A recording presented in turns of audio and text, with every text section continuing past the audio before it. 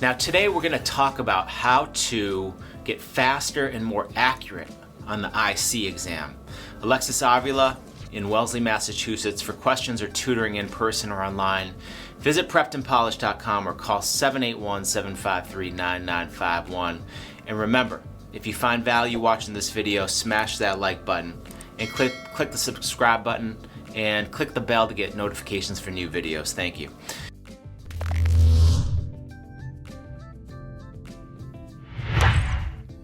Now let's get right to today's video, how to get faster on the ISEE exam. Now, I know some also know this test as the ISEE exam.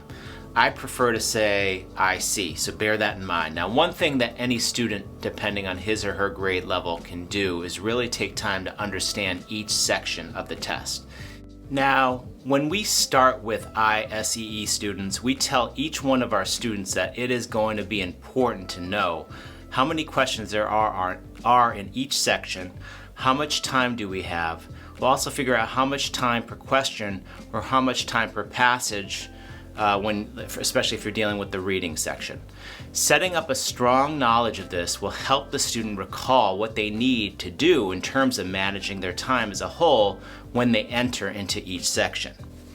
Now, memorizing the pacing per section can be done through a number of ways, through simple memorization or writing it out on flashcards. Now, sometimes that easy review process will help them memorize it more easily and therefore not be surprised when they get into the section. They know exactly what the timing is and they're not sitting there confused or forget how much time they actually have.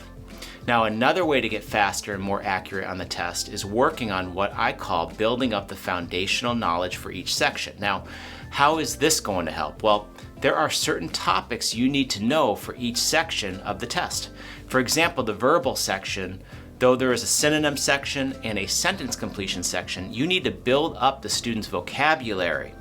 Now, if a student doesn't have a large variety of vocabulary knowledge, it's a good starting place because if they're able to learn and memorize certain terms, it's going to be easier for them to traverse through their way through the test for both the synonym section but also the sentence completion section, because that is also asking them how they can use their knowledge and contextual evidence to answer the question. Now, for the math section, this is also true. Certain formulas to memorize, how to show work dealing with times tables or certain proportions, and of course you might find this interesting terminology. Now, if a student doesn't know what product means or quotient, that is something to keep in mind that they might encounter when dealing in the math sections of the test. As well, for reading, it's important to have a student be aware of how to actively read in a passage and how to strategically annotate, underline, or take in information. And I also find at times that a student might need help on how to read the actual question and reading all the answer choices to understand holistically what the question is asking. By building up this foundational knowledge, topics within the verbal, the math, and the reading, it enables the student to then feel more comfortable going through the test. Now, if they don't have this foundational knowledge, it doesn't matter how quickly they go through the test, they're going to get questions wrong. So start with foundational knowledge and then deal with the timing. Now, to piggyback off that second point about building up foundational knowledge, I also recommend to students that we start small and build our way up. Now, what do I mean by that? What I mean is you want a student to know how much time it takes for a certain question type.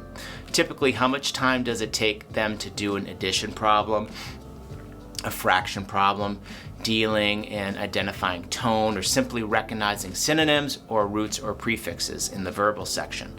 If a student can understand how much time they're spending there, then we can slowly build up more. Okay, now it takes you 30 seconds for addition of fractions and questions, but what if we add on shapes and area? How is that going to change how much time it takes?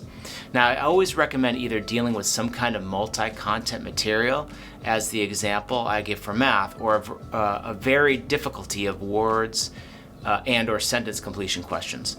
So the student can be experiencing not only finishing the 10 easy problems in 2 minutes, but finishing 10 easy, medium, and hard questions in 5 minutes.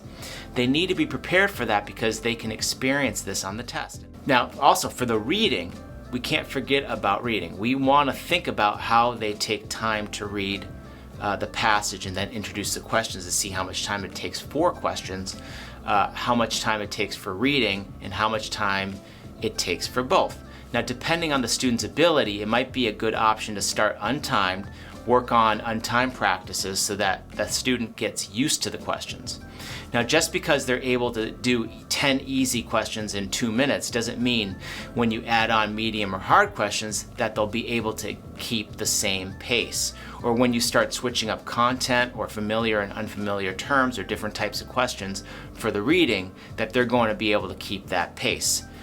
So usually when I tell students to work on passages and figure out how much time they typically take, then I like to give them a practice set of different types of questions or passages, or what I call a mixed bag, to see how much time they take without worrying about time.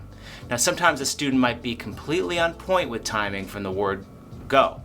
That allows us to then avoid adding extra stress onto the student to try and keep an even pace. And if they're already able to do so, that's great. Now, the final point here would be to work on time practice sections. And usually I would recommend a similar build-up. Start small, work on only the verbal section, maybe only on the synonyms. How much time does it take to do the synonyms? And as soon as the student starts to build up that ability, okay, what about the synonyms and sentence completions? What does that look like? Okay, now the quantitative analysis or mathematic achievement. What can we do for that? For the reading. And then near the end of the test, prep or leading closer to the date of the test, I might end up spending more time on combining sections to see what does it look like when they start putting one section after another. That could also change how a student manages his or her time when we introduce an endurance factor to the test. And of course, I think this is pretty straightforward. It's good for them to actually take a full-length test. Whether it's a practice test or if they're taking the ISEE twice in different seasons, it's worthwhile for them to experience what the test actually feels like. We can only do so much to simulate what the testing environment is going to be, but until the student sits down on test day and takes it, they might feel something completely different.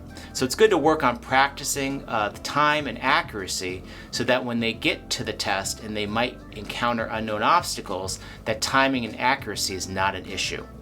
So as a recap, we want to work on understanding each section in terms of time for the entire section, the number of questions. We want to build up that foundational knowledge for the verbal, math, and reading section.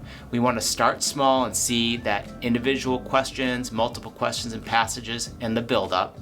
And we want to work on both untimed and finally timed sections. These are all going to be helpful for any student taking not only the ISEE test, but other standardized tests and tests in school. And again, if you have any questions, please feel free to reach out to Prepped and Polished, and we'd be happy to take a look at your son or daughter's student's abilities, practice tests, set up a diagnostic to determine what makes the most sense for us to work with him or her so that we can build up their ability for testing. Best of luck on your ISEE exam, and I'll talk to you soon.